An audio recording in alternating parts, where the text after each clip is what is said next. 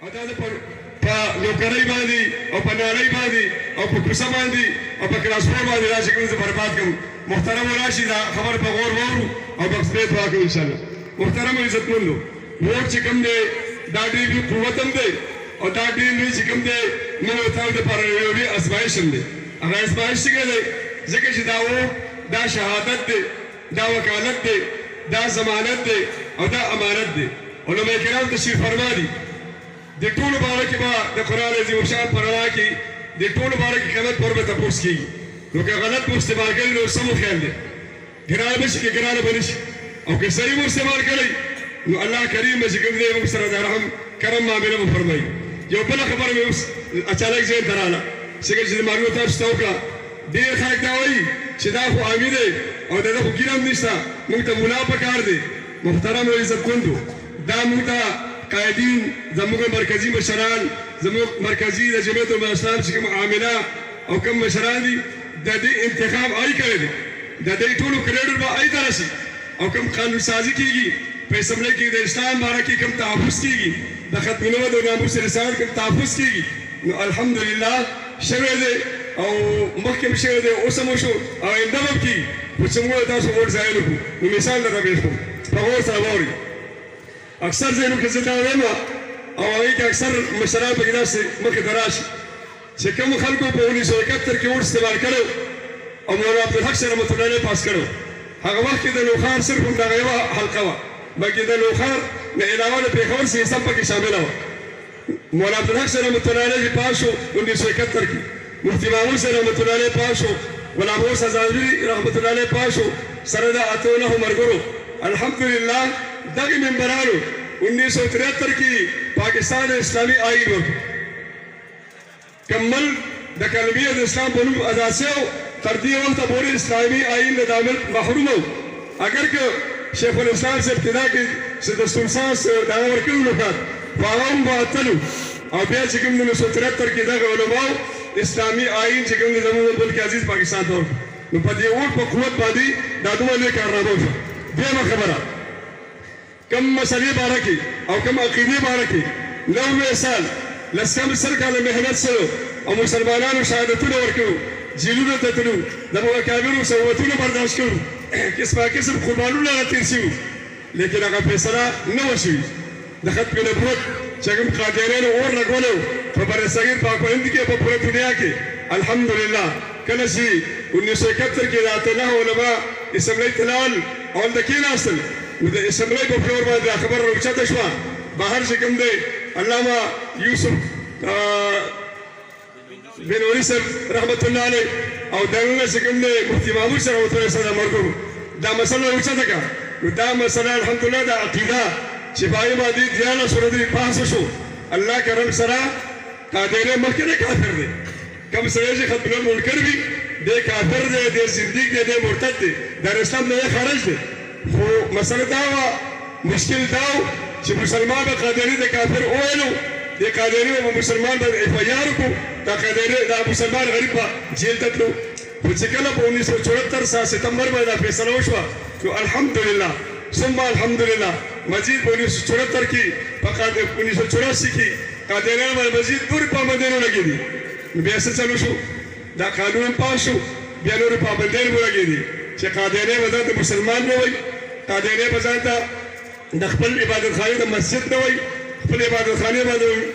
مناره او ګنبد نه جوړوي، خپل عبادتخانه کې به چې کوم دی منبر او محراب نه جوړوي، دی به قرآني آیتونه نه استعمالوي، په دیوالونو یا په نقشو چاټونو کې دی به کلمې د اسلام نه استعمالوي، دی به د هغه دفتر په ورځ باندې قرباني به نه کوي او دی به چې کوم نور داسې د اسلام څه نښې دي قادیاني به دا نه استعمالوي او دی به د خپل عقیدې تبلیغ هم نه کوي. که چېرته د دا وکړل قادیاني نو په دغه باقاعده مسلمان رپورټ به کوي، اف آی آر به کوي، دغه قادیانی به بیا جیل ته ځي او دی به جرمانه هم ادا کوي. نو تاسو یې تپوس کوم جواب به راکوئ. مخکې به قادیاني به مسلمان رپورټ وکړو، مسلمان به جیل ته تلو، د دغې فیصلې نه بعد او د دغې پابندیانو نه بعد بیا مسلمان په قادیاني رپورټ کوي، قادیانی بیا جیل ته ځي. دا برکت او دا کارنامه د کومو علماو ده؟ جواب راکړئ. سیاسي علما دا د سیاسي علماو کارنامه ده ملګرو. دا خو دې باطل او د عالمي اسټابلیشمنټ دا علما سیاسي بدنام کړي دي، تاسو د پاکستان تاریخ وکړو بلا خلک د نیب د لاندې راځي او په کیسونو کې راځي او جیلونو ته ځي وځي او راوځي الحمدلله تر ننه پورې قائد ملت اسلامیه قائد محترم باندې یو ستر بچا ثابت نه کړ بلکې د خلکو هغه تفصیلات ټیم نشته د خلکو د دمکۍ په تور باندې دا خبره مشوره کا چې اول په قائد محترم باندې کیس جوړیږي او نه په بداسه او داسه قائد چې په میدان ودرېدو او نه د تمکی ورکا نه د خپل لار به کو خطا کړ د قائد محترم دمکۍ د نیم د لار خطا کړ نو الحمدلله علماء کرام څنګه ته د مشرانو د مرګو تفسیرات ولي نو مرګو علماء کرام دای په دنیا او پیږي په آخرت هم وي دای په تاسو د دنیاوی امور کې تاسو باندې پریشان کړي نه به مخه کوي او د آخرت لپاره استاد لپاره یقینا دا د دې ذمہ داری ده الله کریم زموږ تاسو راهنمایي فرمای فرمای ربنا آتنا في الدنيا حسنه وفي الاخره حسنه وقنا عذاب النار متا تاسو الله کریم زموږ تاسو راهنمایي فرمای چې مال د دنیا خیرونه وای او د آخرت خیرونه وای او د عذاب نه پناه وای نو تاسو کوم د دنیا او د آخرت په خیرونو علما پويږي کدا خلک چې سورې فاتحه سورې اخلاص کوي دا به پويږي علما سو به پويږي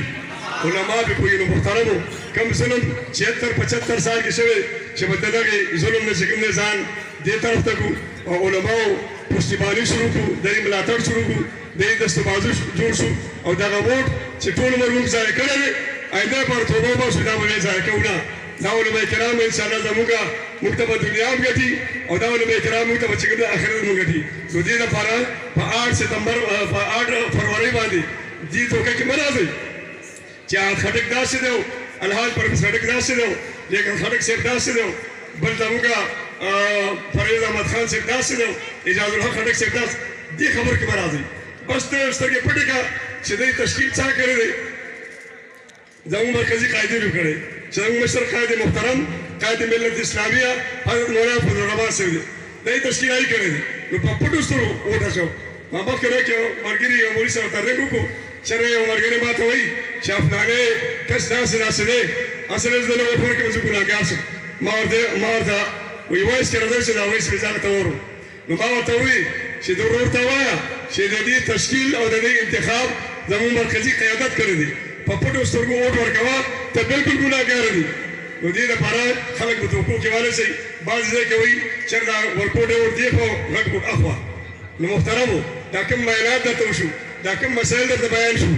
دا د ایمان په بنیاد درته وشو چې اساس ایمان مضبوطی ته مضبوطه فیصله کوي نو کته وایي چې دا ورکوټ د شو او دا ورکوټ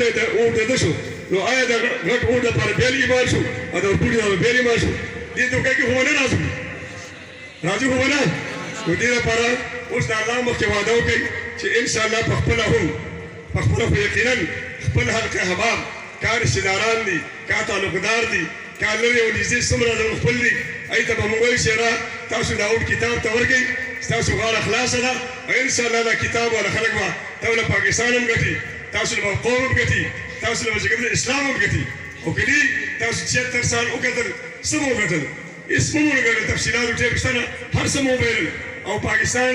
یقینا د مدرسو او د تبلیغي جماعت او د خانقاهونه او د علماء کرام د جمعیت علماء اسلام د علي مل استاف مستقبلات د دې په برکت د پاکستان راټیک دي ورته پاکستان په خوانو جوړې دي په بیر داخلي درخواست کوم چې 5 فروری بس کوم محترمو لا سوچت کوي سبق او په کتاب تاسو نعرہ تکبیر کتاب زمونږه کتاب زمونږه کتاب زمونږه کتاب زمونږه کتاب زمونږه نعرہ تکبیر الحمد لله رب العالمين والعاقبة